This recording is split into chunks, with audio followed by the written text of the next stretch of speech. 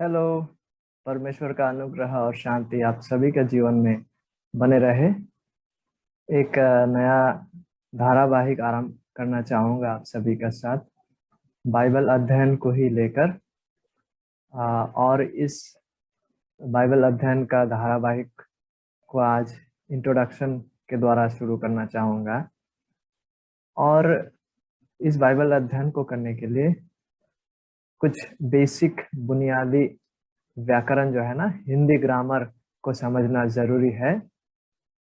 जैसे कि वाक्य क्या है नहीं, सेंटेंस जिसे कहते हैं इंग्लिश में, सेंटेंस क्या है, सब्जेक्ट क्या है, प्रेडिकेट क्या है। तो इन तमाम विषयों को इन तमाम बुनियादी विषयों को या बेसिक विषयों को जानना जरूरी है। तो आइए यहीं से आरंभ करते हैं। तो वाक्य या सेंटेंस क्या है? A group of words that makes a complete sense. शब्दों का ऐसा समूह है जो पूरी या संपूर्ण तरह से समझ को लाता है, वह वाक्य है, सेंटेंस है। ठीक है। जैसा उदाहरण के रूप में, पतरस रोटी खा रहा है, यह एक वाक्य है, सेंटेंस है। लेकिन ये जो सेंटेंस है ना, वाक्य है ना, उसका कुछ कुछ पार्ट्स उसमें होते हैं सेंटेंस में ही। जैसे पतरस का नाम को यहाँ हम ले रहे हैं, रोटी का नाम को यहाँ ले रहे हैं, खाने का नाम को, रहा है। तो ये जो शब्द है ना, वाक्य में ही शब्दों को मिला के ही, तो शब्दों का समूह से ही वो समझ लाया जा रहा है नहीं। तो एक जो वाक्य है ना, उस पे मेनली ये वाक्य में ही दो भाग होते हैं। जैसा पतरस रोटी खा रहा है, इसी में दो भाग है साधारण तौर से। एक को सब्जेक्ट बोला जाता है, कर्ता, और दूसरा प्रेडिकेट या विधेय। कर्ता मतलब वह जो कुछ कार्य को यहाँ कर रहा है, जैसा पतरस यहाँ पे सब्जेक्ट हो जाता है, पतरस सब्जेक्ट या कर्ता मतलब जो कुछ कर रहा है। ठीक है। एक वाक्य या सेंटेंस में जो क्रिया को कर रहा है वो व्यक्ति बन जाते हैं सब्जेक्ट या कर्ता। फॉर एग्जाम्पल, एक एक बच्चा फुटबॉल खेल रहा है या फुटबॉल को लात मार रहा है, वहां पे कर्ता कौन है? सब्जेक्ट वो बच्चा है। और प्रेडिकेट जो है, विधेय क्या है? वो जो उसे कर रहा है। ये जो रोटी का यहाँ पे पतरस के संदर्भ में, पतरस सब्जेक्ट है, रोटी खा रहा है, जो ये भाग जो है वाक्य का, इसे प्रेडिकेट या विधेय कहते हैं। और इसी विधेय में ही आप देखेंगे ऑब्जेक्ट भी है और वर्ब, क्रिया भी है। जैसा फॉर एग्जांपल हम लेते हैं, ठीक है, ये पतरस है और सोच लीजिए यहाँ उसका प्लेट है और प्लेट में रोटी है। तो पतरस जो है ना, वो रोटी खा रहा है, वो खा रहा है। तो सब्जेक्ट ये पतरस है, सब्जेक्ट मतलब ये कर्ता, क्योंकि वो उस क्रिया को कर रहा है। और प्रेडिकेट क्या है? प्रेडिकेट ये खाने का जो क्रिया है, रोटी, ये प्रेडिकेट है। लेकिन प्रेडिकेट में ही दो विषय और भी हो रहा है ये विभोत में। ठीक है, क्या क्या हो रहा है? एक है ऑब्जेक्ट, यहाँ पे ऑब्जेक्ट मतलब उसको जिसके ऊपर क्रिया को किया जा रहा है, और वो है रोटी। रोटी ऑब्जेक्ट है। ऑब्जेक्ट मतलब जिसके ऊपर क्रिया को किया जा रहा है, जो खा रहा है, जो क्रिया को कर रहा है, वो सब्जेक्ट करता, जिसके ऊपर क्रिया को किया जा रहा है वो है ऑब्जेक्ट। और क्रिया क्या है यहाँ पे? खाना। ये जो खा रहा है ये है क्रिया। तो पतरस रोटी खा रहा है, यहाँ पे पतरस सब्जेक्ट है, करता है, रोटी ऑब्जेक्ट है जिसके ऊपर क्रिया को किया जा रहा है। और क्या क्रिया को किया जा रहा है? खाया जा रहा है। ये जो खाना है वो क्रिया है। तो सब्जेक्ट क्या है? सब्जेक्ट है कर्ता, और ऑब्जेक्ट क्या है? जिसके ऊपर कुछ कार्य को किया जा रहा है। और यहाँ पे कर्ता पतरस है, ऑब्जेक्ट क्या है? वो रोटी है जिसको खाया जा रहा है। और एक खाना जो का जो प्रक्रिया है उसको क्रिया कहते हैं। ये तमाम शब्द मिला के क्या हो रहा है? वाक्य हो रहा है। तो वाक्य क्या है? वाक्य शब्दों का समूह है जिससे पूरी तरह से समझ को हमें वो प्रदान कर रहा है। और वाक्य में ही आप पाएंगे क्लॉजेस और फ्रेजेस बोल के ऐसा चीजें है। क्लॉज मतलब उपवाक्य, और फ्रेज मतलब पदबंध या वाक्यांश को आप पाएंगे एक सेंटेंस में ही। जैसे क्रिया होते हैं ना, ऑब्जेक्ट है, सब्जेक्ट है, करता है, ठीक उसी तरह से कर्ता और जो वो कर रहा है, क्या कर रहा है, इन तमाम वाक्य को हम जब देखते हैं, उसी वाक्य में आप पाएंगे, क्या पाएंगे आप, उपवाक्य को भी वहां पाएंगे और साथ ही साथ पदबद्ध या वाक्यांश को भी आप वहां पाएंगे। फॉर एग्जाम्पल, ये क्लॉज या उपवाक्य क्या है? उपवाक्य वो वाक्य है जहाँ पे कर्ता है, सब्जेक्ट है, ठीक है, कर्ता और वर्ब क्रिया का वहां पे यूनिट को आप देख पाएंगे। जैसे फॉर एग्जाम्पल, पतरस तैर रहा है नदी में, तो ये टोटल एक सेंटेंस है जो हमें समझ प्रदान कर रहा है। यहाँ पे क्लॉज या उपवाक्य क्या है? उपवाक्य ये हिस्सा है, पतरस तैर रहा है।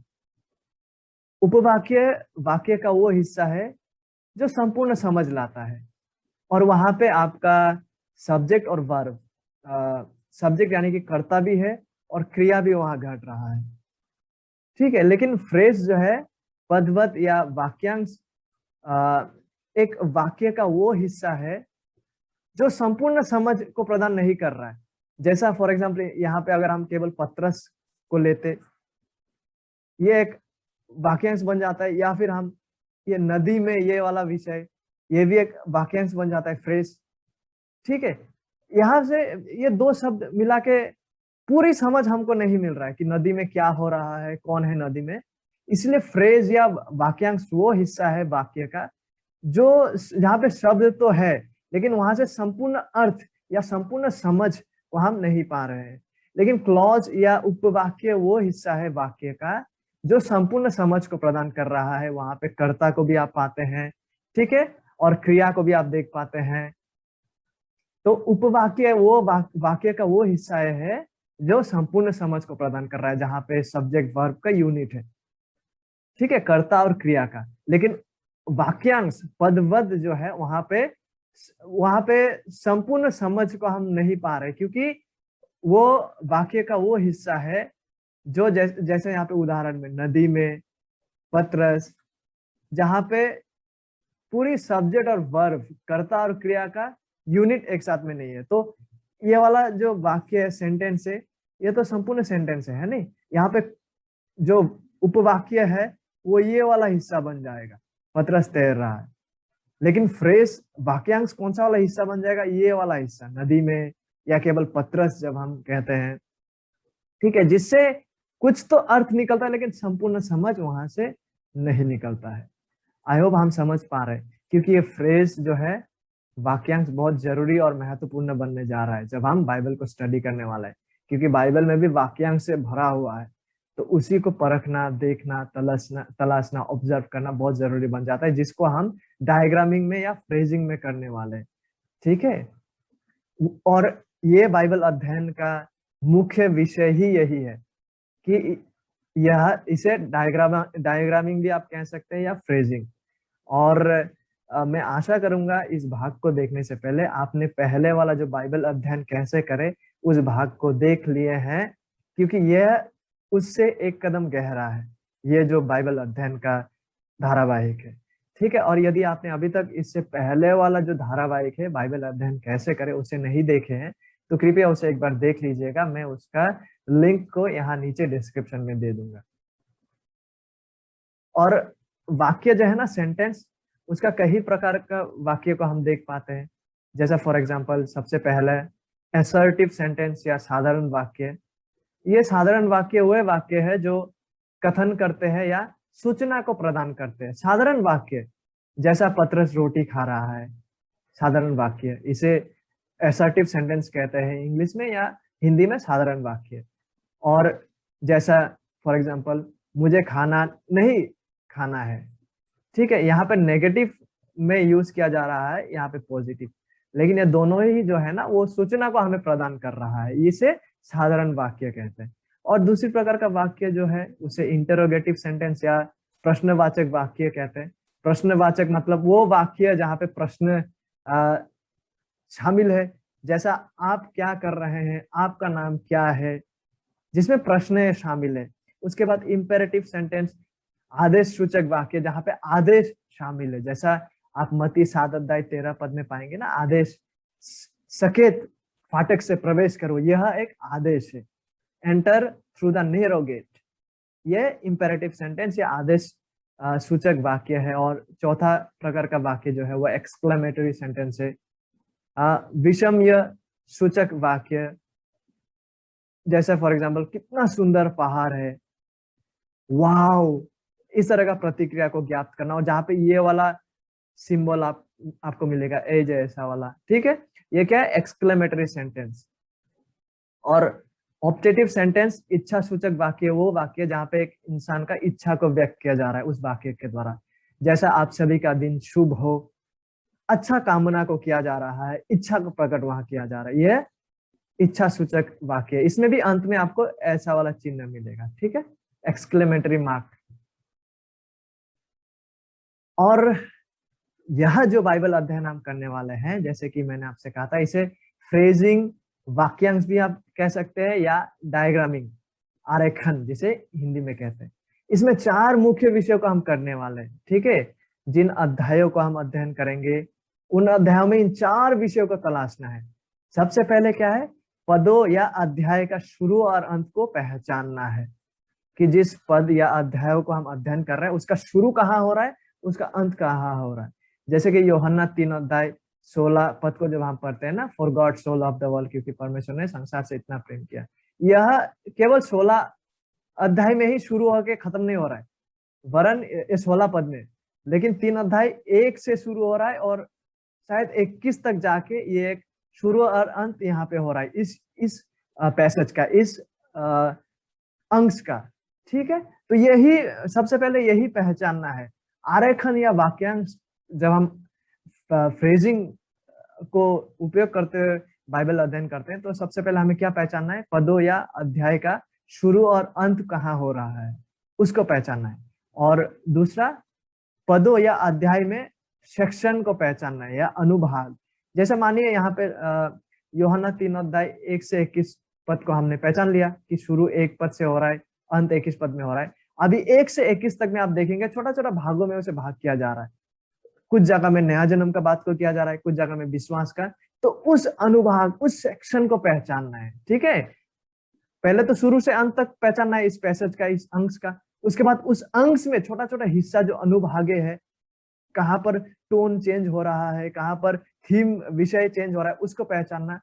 फिर वहां पे तीसरा, वाक्यांश, फ्रेजेस को पहचानना। वाक्यांश क्या है, वाक्यांश वाक्य का वो हिस्सा है जहां पे कुछ तो समझ आ रहा है लेकिन संपूर्ण समझ वहां प्रदान नहीं कर रहा है।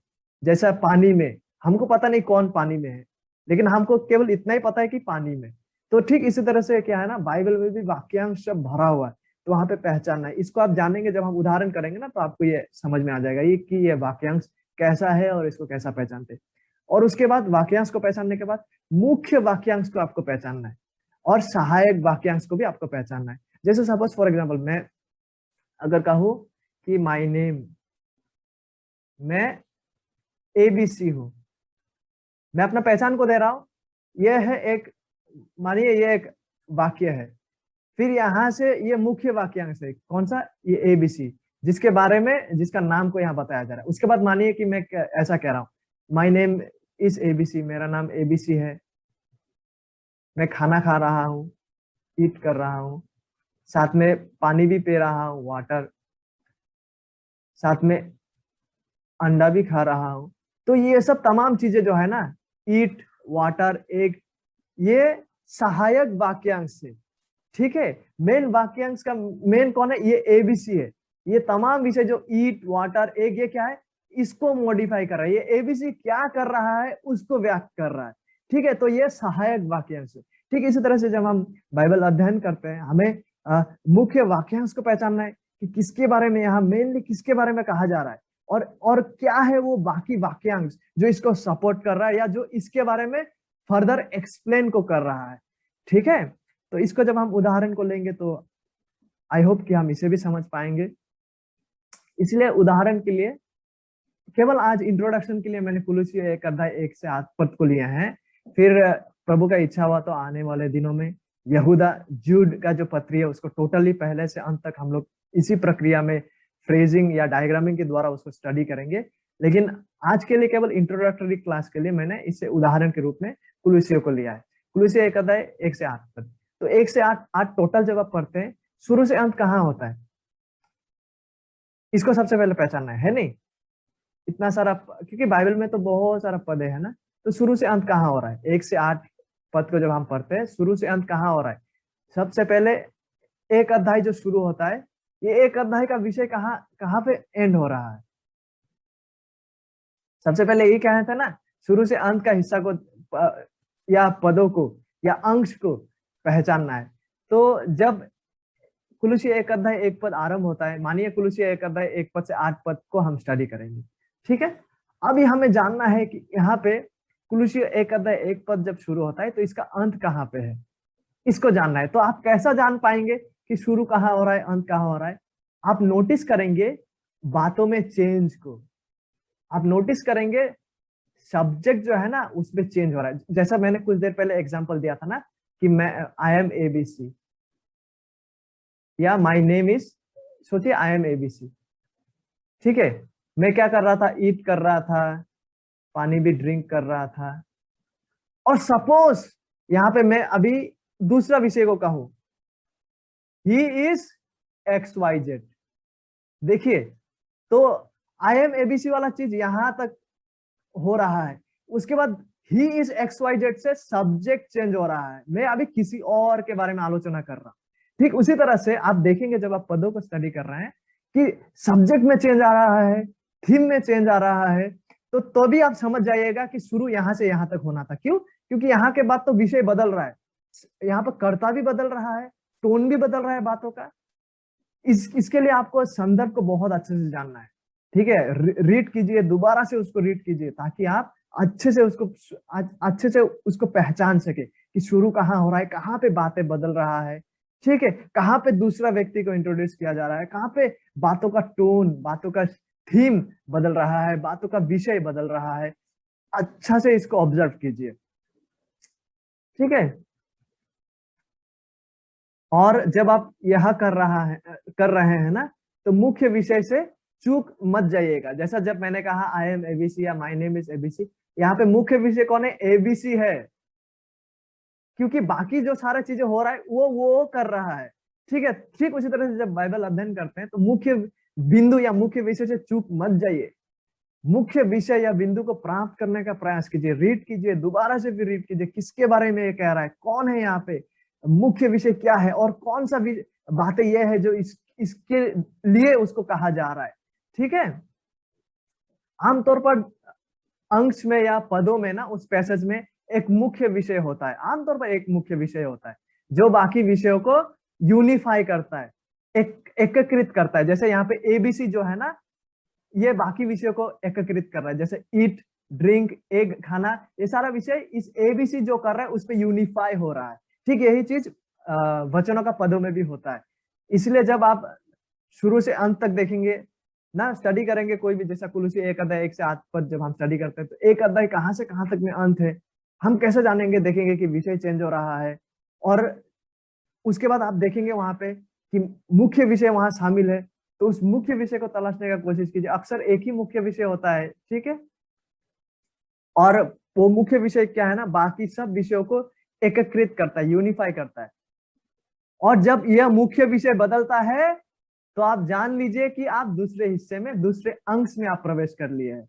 जैसे यहाँ पे ना आई एम एबीसी को मैंने, जब तक मैंने पानी पिया, अंडा खाया तक ही रखा, उसके बाद मैं जब लिख रहा था दूसरे के बारे में मैं इंट्रोड्यूस कर रहा हूँ, he is X Y Z, तो यहाँ पे विषय चेंज हो रहा है। तो जान जाइए कि इसका जो शुरू था इस हिस्सा का, वो आई एम जो है एबीसी से लेके अंडा खाने तक का था। उसके बाद जो ही इज से दूसरा पैसेज में हम प्रवेश कर रहे हैं, दूसरे विषय में। तो इस रीति से आप जान पाएंगे कि शुरू कहाँ हो रहा है, अंत कहाँ हो रहा है, क्योंकि आप विषयों को बदलते हुए देखेंगे, बातों को बदलते हुए देखेंगे जब आप पदों को भी पढ़ेंगे तब।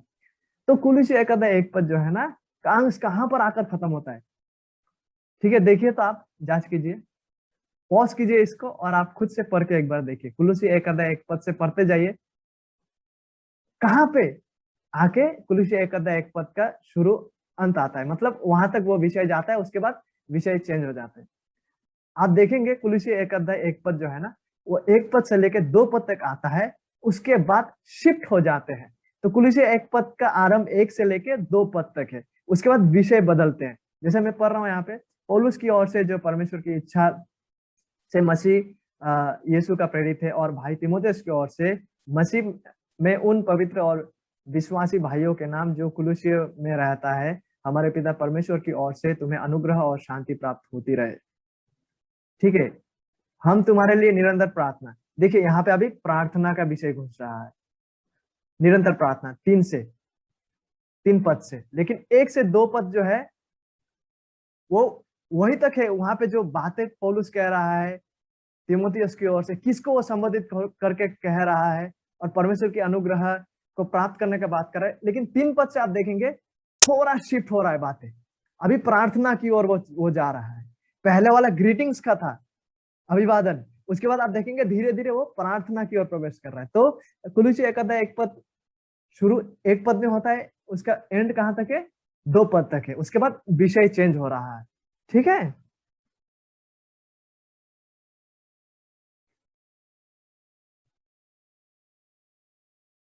तो हमने अभी भी पदों और इसका शुरू और अंत को पहचाना। कुलुसी 1 पद जो है वो 1 पद से लेके 1 2 पद तक है। अभी यहाँ पे आपको 1 पद से लेके 2 पद तक में मेन पॉइंट, मेन विषय को आपको तलाशना है, जो आपका हेडिंग बनने जा रहा है कि क्या हो रहा है यहाँ पे 1 से 2 पद में, क्या है ये मुख्य रूप से। उस विषय को आपको अभी जानना है, मेन विषय को, और वही आपका हेडिंग हो जाएगा। और पहले हेडिंग को जब आप स्टडी कर रहे हैं पेंसिल से लिखिए, क्योंकि हो सकता है बाद में आप दोबारा से जब स्टडी किए तो आपको पता चला अरे पहले मैंने जो हेडिंग रखा वो तो गलत था भैया, अभी मुझे और बेहतर तरीके से दिखाई पड़ा कि यह हेडिंग होना चाहिए। तो आप देखिए, आप पढ़िए खुद से और देखिए कुलुसी 1 पद और 2 पद का हेडिंग क्या होना चाहिए। ऑब्वियसली वहां पे आपका बाइबल में भी दिया होगा। ठीक है, अभिवादन, ग्रीटिंग्स, या इंग्लिश में सैल्यूटेशन भी आप इसे कह सकते हैं, वो इसका हेडिंग होगा। ठीक है, जब आपने शुरू से अंत तक को तलाश लिए हैं, वहां पे आप मेन विषय को तलाशेंगे किसके बारे में, वहां पे हेडिंग देंगे उस विषय को लेके। और यहाँ पे विषय क्या है? अभिवादन या ग्रीटिंग्स या सैल्यूटेशन। दूसरी बात क्या था? अभी शुरू से अंत तक तो आपने तलाश लिया, वहां पे अभी अनुभाग, सेक्शन को पहचानना है आपको कि वो क्या है।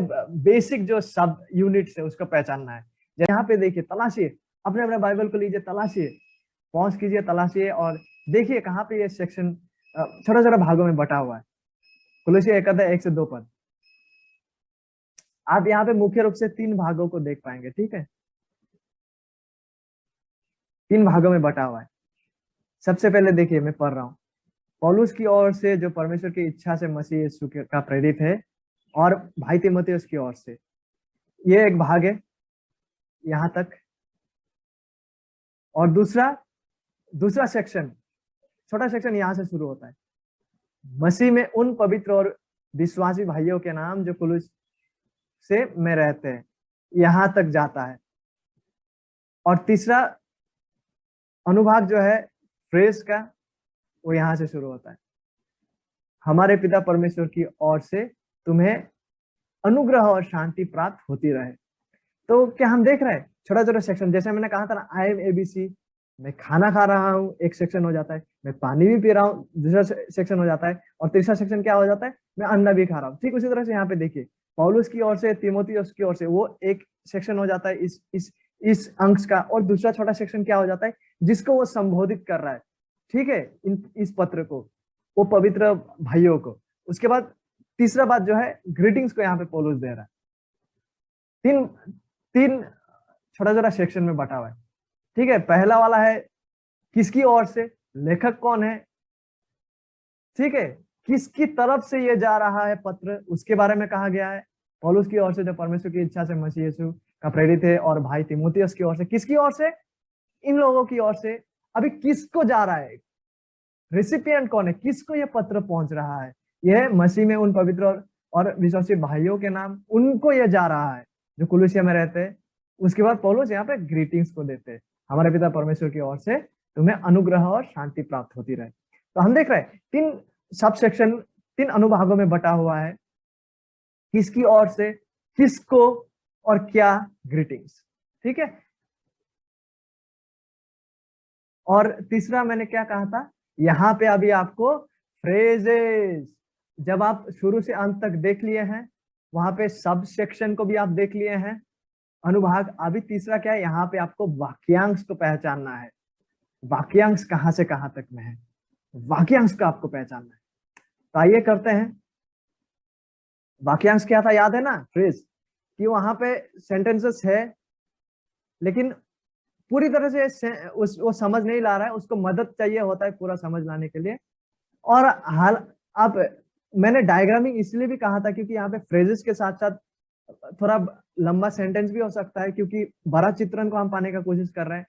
हालांकि आप आगे जाके उसको और भी छोटा छोटा हिस्से में बांट सकते हैं, कोई असुविधा नहीं, लेकिन हम बड़ा चित्रण को पाने का कोशिश कर रहे हैं। इसलिए कई बार आप देख पाएंगे कि हम वाक्यांश को भी जब ला रहे हैं, आप देखेंगे कि मैं एक गोटा सेंटेंस को भी ला रहा हूँ, ठीक है, ताकि हम बड़ा चित्र को पाए। लेकिन अधिकतर हम क्या कर रहे हैं, वाक्यांश को पाने का कोशिश कर रहे हैं इस डायग्रामिंग के द्वारा। तो आइए शुरू करते हैं, वाक्यांश को पहचानेंगे। सबसे पहले देखिए पौलुस की ओर से ये एक हो जाता है, इसलिए यहाँ पे आपको कॉमा भी मिल रहा है। जो परमेश्वर की इच्छा से मसीह यीशु का प्रेरित है, यहाँ पे देखिए सब सेक्शन को पहचानना, अनुभाग को पहचानना, मैंने बोला था ना, ये अनुभाग को हम पहचान लिए। अब हम अनुभागों के भीतर में ही, ठीक है, वाक्यांश फ्रेजेस को, ये अनुभागों के भीतर ही फ्रेजेस को, वाक्यांश को हम तलाशेंगे।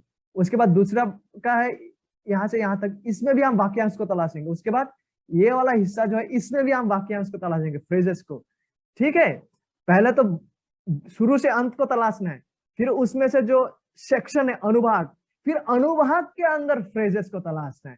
जैसा होता है ना, कई बार गिफ्ट देते हैं, बाहर बड़ा सा बक्सा होता है, वो बक्सा को खोलिए, भीतर और एक छोटा बक्सा, वो बक्सा को खोलिए और छोटा बक्सा। ठीक उसी तरह से पहले शुरू से अंत को तलाशना है, उसके बाद वहां पे सब सेक्शन अनुभाग, फिर अनुभाग के भीतर फ्रेजेस, वाक्यांश को आपको तलाशना है। तो पहला सब सेक्शन ये है, इसके अंदर वाक्यांश को हम तलाशेंगे। वाक्यांश क्या है, शुरू में जैसे मैंने बताया, ठीक है, वो सेंटेंस का ही हिस्सा है लेकिन संपूर्ण समझ प्रदान नहीं कर रहा होता है, ठीक है। तो यहाँ पे वाक्यांश सबसे पहला क्या होगा, पौलुस की ओर से, इसलिए आप यहाँ पे कॉमा भी देख पाएंगे, नंबर 1। और दूसरा मैंने ये वाला को लिया है, जो परमेश्वर की इच्छा से मसीह यीशु का प्रेरित है। आप यहाँ पर भी तोड़ सकते थे और इसको नीचे भी ला सकते थे, कोई असुविधा नहीं। लेकिन हमेशा कोशिश कीजिए बड़ा चित्रण को पाने के लिए। बाद में आप छोटा छोटा सेक्शन में बांट सकते हैं, कोई असुविधा नहीं, लेकिन मेन फोकस हमेशा रहेगा कि बड़ा चित्रण को कहाँ क्या जा रहा है यहाँ पे, उसको पाने का कोशिश कीजिए। इसलिए मैंने ऐसा रखा, क्योंकि यदि हम में से कोई है जो संडे स्कूल में पढ़ाते हैं, तो आप नहीं चाहेंगे कि इतना डिटेल्स वहां भर दे कि बच्चा लोग समझ ना पाए। इसलिए मैंने बड़ा ही चित्रण को पाने के लिए यहाँ पे फ्रेजिंग को बड़ा सा रखा। पौलुस की ओर से पहला, दूसरा क्या है, जो परमेश्वर की इच्छा से मसीह यीशु का प्रेरित है, और तीसरा, और भाई तिमोथियस की ओर से, इसको मैं तीसरा फ्रेजिंग देता हूं, ठीक है। और दूसरा अनुभाग में ये सेकंड सेक्शन है, ये था ऑथर किसकी ओर से, ये टू हुम, किसको जा रहा है। इस अनुभाग में हम फ्रेजिंग को देखते हैं। मसीह में पहला हो जाता है, उन पवित्र 2 और विश्वासी 3। क्योंकि देखिए मैंने फ्रेजिंग को क्या कहा था, फ्रेजिंग जो वाक्यांश है वो ऐसा शब्द है जो संपूर्ण समझ प्रदान नहीं करता है ना। जैसे तब मैंने कहा था पतरस तैर रहा है पानी में, पानी में जो शब्द है वो संपूर्ण समझ को प्रदान नहीं कर रहा है, लेकिन वो वहां पे है। ठीक उसी तरह से बाइबल पदों को भी आपको देख देख के उसको उसी हिस्सा हिस्सा में, मतलब अच्छे से समझते हुए पढ़ते हुए उसको तोड़ते जाना है। ये क्यों इंपॉर्टेंट है, अंत में देखिएगा आप कि इसका कितना महत्व है। यहाँ पे देखिए भाइयों के नाम चौथा, और पांचवा ये है जो कुलुस्से में रहते हैं। तो ये 5 फ्रेजिंग को हमने यहाँ से देख लिए, वाक्यांश को। और यहाँ पे देखिए हमारे पिता परमेश्वर की ओर से, ये तीसरा सबसेक्शन, तीसरा अनुभाग का को हम 2 फ्रेजिंग में बांट देते हैं, एक ये है और ये अनुग्रह और शांति, ये 2 दूसरा, ठीक है। और अच्छे से देखिए पौलुस की ओर से जो परमेश्वर की इच्छा से मसीह यीशु का प्रेरित है, और भाई तीमुथियुस की ओर से मसीह में उन पवित्र और विश्वासी भाइयों के नाम जो कुलुस में रहते हैं, हमारे पिता परमेश्वर की ओर से तुम्हें अनुग्रह और शांति प्राप्त होती रहे। तो हम लोगों ने फ्रेजिंग को कर लिया, वाक्यांश को हमने कर लिया, ठीक है, ऐसा कर लिया। ये है पहला अनुभाग का फ्रेजिंग, ये है दूसरा अनुभाग का फ्रेजिंग वाक्यांश, और यह है तीसरा अनुभाग का वाक्यांश। अभी क्या करना है, अभी आपको यहाँ पे जैसे मैंने कहा था ना, मुख्य वाक्यांश और सहायक वाक्यांश को ढूंढना है। जैसे मैंने कहा था, याद है, आई एम ABC, ये मुख्य वाक्यांश है। उसके बाद ईट करना, ड्रिंक करना, एग, ये क्या है, सहायक वाक्यांश, जो आई एम ABC को मॉडिफाई कर रहा है। आई एम ABC क्या कर रहा है, उसको व्यक्त कर रहा है। ठीक उसी तरह से यहाँ पे अभी चौथा में हमको क्या करना है, हमें मुख्य वाक्यांश और सहायक वाक्यांश को ढूंढना है। सबसे पहले क्या करना है, शुरू से अंत को तलाशना है। दूसरा क्या करना है, वहां पे अनुभागों को तलाशना है कि सेक्शन कहां से कहां तक पहुंचता है। उसके बाद फ्रेजिंग को तलाशना है, वाक्यांश को तलाशना है उन्हीं अनुभागों में। उसके बाद उस वाक्यांश में से मुख्य वाक्यांश कौन सा है और सहायक वाक्यांश कौन सा है, उसको तलाशना है। देखिए, आइए शुरू करते हैं। पहला अनुभाग में मुख्य वाक्यांश को तलाशते हैं। सबसे पहला यह होगा पौलुस, ये फर्स्ट मुख्य वाक्यांश, और दूसरा तीमुथियुस। क्यों? क्योंकि यहाँ पे पौलुस और तीमुथियुस का ही वर्णन हो रहा है, पौलुस की ओर से, तीमुथियुस की ओर से। जैसे आई एम ABC, मैं पानी पी रहा हूँ, खाना खा रहा हूँ, तो मुख्य वाक्यांश क्या है, पौलुस की ओर से, तीमुथियुस की ओर से। और इसको सहायक जो वाक्यांश कर रहा है वो ये है, ये जो पौलुस है, जो मतलब ये पौलुस, जैसे आई एम ABC, जो पानी पी रहा है, जो खाना खा रहा है, जो अंडा खा रहा है, जो के बाद वो जो कर रहा है, वो मैं जो हूं उसको सहायता प्रदान कर रहा है, उसको और बेहतर से एक्सप्लेन कर रहा है। और आई एम ABC जो है वो मुख्य वाक्यांश है। ठीक उसी तरह से यहाँ पे पौलुस और तीमुथियुस पहला अनुभाग का मुख्य वाक्यांश है, क्योंकि बाकी जो डिस्क्रिप्शन दिया हुआ है वो इन्हीं के बारे में बताया जा रहा है। वहां पे पौलुस जो है वो परमेश्वर की इच्छा से मसीह का प्रेरित है, ये जो है मॉडिफाई कर रहा है कि पौलुस कौन है। ठीक उसी तरह से यहाँ पे देखिए, मसीह में उन पवित्र और विश्वासी भाइयों के नाम जो कुलुसिया में रहते हैं। यहाँ पे मुख्य वाक्यांश क्या है, मुख्य वाक्यांश है वो भाइयों जिसको संबोधित किया जा रहा है, और बाकी जो विषय है मसीह में उन पवित्र विश्वासी कुलुसिया में, इसको मॉडिफाई कर रहा है। ये भाइयों जो है उसका वर्णन दे रहा है। ठीक है, तो भाइयों यहाँ पे मुख्य वाक्यांश बन जाता है। ठीक है, उसी तरह से तीसरा अनुभागों में मुख्य वाक्यांश क्या है, अनुग्रह और शांति प्राप्त करना मुख्य वाक्यांश है, क्योंकि ये अनुग्रह और शांति है वो परमेश्वर की ओर से आ रहा है। परमेश्वर की ओर से जो बात है वो अनुग्रह और शांति को मॉडिफाई कर रहा है। ठीक है, और इंग्लिश और हिंदी को मैंने यहाँ पे एक साथ रखा, क्योंकि जो लोग इंग्लिश भी पढ़ सकते हैं, इंग्लिश में ज्यादा आसानी हो जाता है इसको करना, क्योंकि हिंदी में सेंटेंसेस जो है ना थोड़ा अलग सा दिखते हैं, और इंग्लिश में देखिए, क्योंकि इंग्लिश में देखिए आप भिन्नता को यहीं पे देख पाएंगे। पॉल, यह पहला मेन वाक्यांश, और तीमुथी दूसरा, और पौलुस को जो है ना ये दो सहायक वाक्यांश मॉडिफाई कर रहा है, an apostle of Christ Jesus by the will of God. और तीमुथी को ये वाला आवर ब्रदर जो शब्द है वो मॉडिफाई कर रहा है, मतलब तीमुथी कौन है उसको व्यक्त कर रहा है। जैसे आई एम ABC, मैं खाना खा रहा हूँ, विषय क्या है, मैं जो हूं उसको व्यक्त कर रहा है नहीं, उसको सहायता प्रदान कर रहा है। ठीक उसी तरह से to the saints and faithful brothers जो है, इसको ये बाकी चीजें मॉडिफाई कर रहा है। Grace to you and peace को फ्रॉम किससे वो आ रहा है वो उसको मॉडिफाई कर रहा है।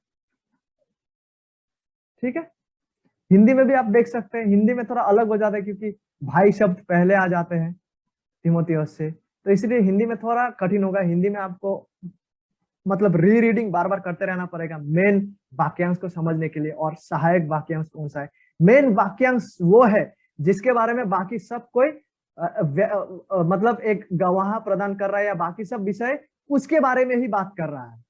ठीक है, वो है मेन वाक्यांश। उसी तरह से आप जान पाएंगे मेन वाक्यांश क्या है। और इस तरह से मैं रखता हूं, ये पहला अनुभाग है, ये दूसरा अनुभाग है, ये तीसरा अनुभाग है।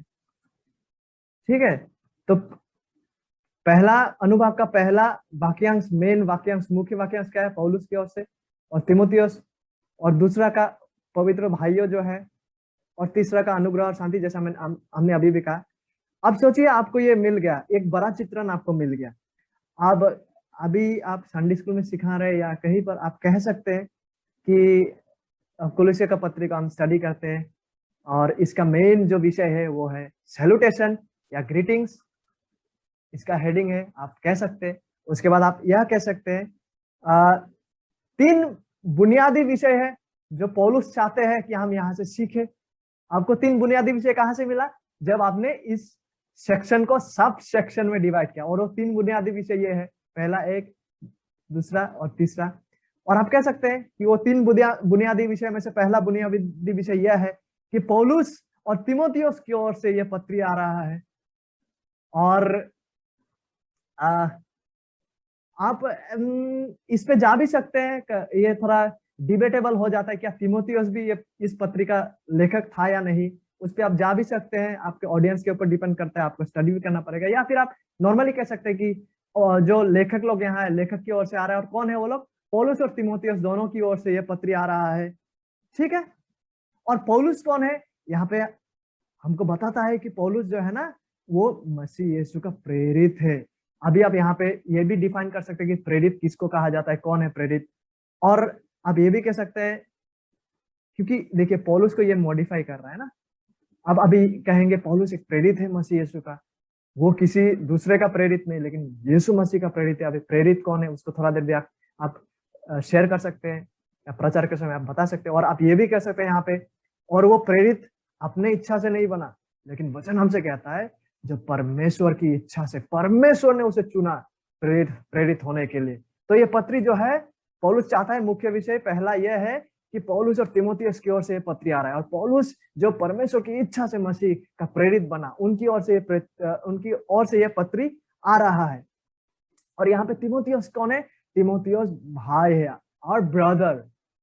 जैसे पौलुस प्रेरित और परमेश्वर की इच्छा से वो प्रेरित बने, ठीक है, पौलुस जो है ना, यहाँ तीमुथियुस जो है वो उनके भाई है, जिसकी ओर से ये, और ब्रदर तीमुथी की ओर से ये पत्री आ रहा है। और ये पत्री किसको लिखा जा रहा है? तब आप दूसरी सब सेक्शन में, दूसरे अनुभाग में प्रवेश कर रहे हैं। ये उन पवित्र भाइयों के नाम, उन भाइयों को लिखा जा रहा है जो मसीह में है, उन भाइयों को लिखा जा रहा है जो पवित्र है, उन भाइयों को लिखा जा रहा है जो विश्वासी है, उन भाइयों को लिखा जा रहा है जो कुलुस्सी में रहते हैं। 4 विषय इन भाइयों के बारे में जो मसीह में है। ये भाई शायद यहूदी समाज के ना हो, लेकिन मसीह में विश्वास के द्वारा ये लोग भाई है, और ये लोग पवित्र है, और ये लोग विश्वासी है, ठीक है। और ये कुलुस्सी में रहते हैं, उन लोगों को ये लिखा जा रहा है। ये 4 वर्णन है इन भाइयों के बारे में, 4 कैरेक्टरिस्टिक्स। और आप इसको थोड़ा समय लेके आप डिस्क्राइब भी कर सकते हैं कि मसीह में होने का अर्थ क्या है, पवित्र कैसा एक इंसान बनते हैं, कैसा एक इंसान विश्वासी बनते हैं, और ये लोग जो है वो कुलुस्सी में रहते हैं।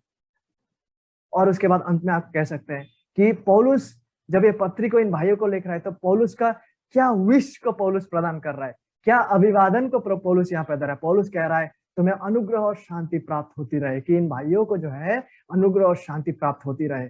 और ये ऐसा वैसा अनुग्रह नहीं है, ये वो अनुग्रह नहीं है जिस अनुग्रह से एक इंसान विश्वासी बनते हैं ना, क्योंकि ये ऑलरेडी विश्वासी है। ये ऐसा अनुग्रह है जो एक विश्वासी को विश्वास में बरकरार रखते हैं, जिसको सैंक्टिफाइंग ग्रेस कहते हैं। और शांति, ये एक ऐसा शांति नहीं है जो जगत प्रदान करता है, ये एक ऐसा शांति है, अनुग्रह और शांति जो परमेश्वर की ओर से मिलते हैं। तो क्या आपने देख लिया? तो इसी तरह से आप जब फ्रेजिंग को स्टडी करते हैं और 3 अनुभागों में इसको भागते हैं, मेन पॉइंट को आप मिस नहीं करेंगे, मुख्य विषय का आप मिस नहीं करेंगे। जब आप मेन फ्रेजिंग, मुख्य वाक्यांश का पहचान लेते हैं, तब आप उसको उस जो सहायक वाक्यांश को वहां लाके उसको एक्सप्लेन कर सकते हैं। लेकिन हमेशा कोशिश कीजिए कि बड़ा चित्रण को आप पाए, ठीक है। तो इसी तरह से आप रख सकते हैं सामने। और यदि कलेसिया में आप शेयर कर रहे हैं तो और भी थोड़ा डिटेल्स आप यहाँ पे डाल सकते हैं, जैसे कि अनुग्रह और शांति का एक्सप्लेन कर सकते हैं, हमारे पिता की ओर से, कैसा वो पिता की ओर से आते हैं, ठीक है। आई होप हम समझ रहे हैं। कोई भी सवाल हुआ तो आप अवश्य पूछ सकते हैं, मेरा व्हाट्सएप नंबर आप सभी को पता है। और आई होप कि यह इस तरह से बाइबल अध्ययन हम सभी के लिए बहुत फायदेमंद होगा। Thank you.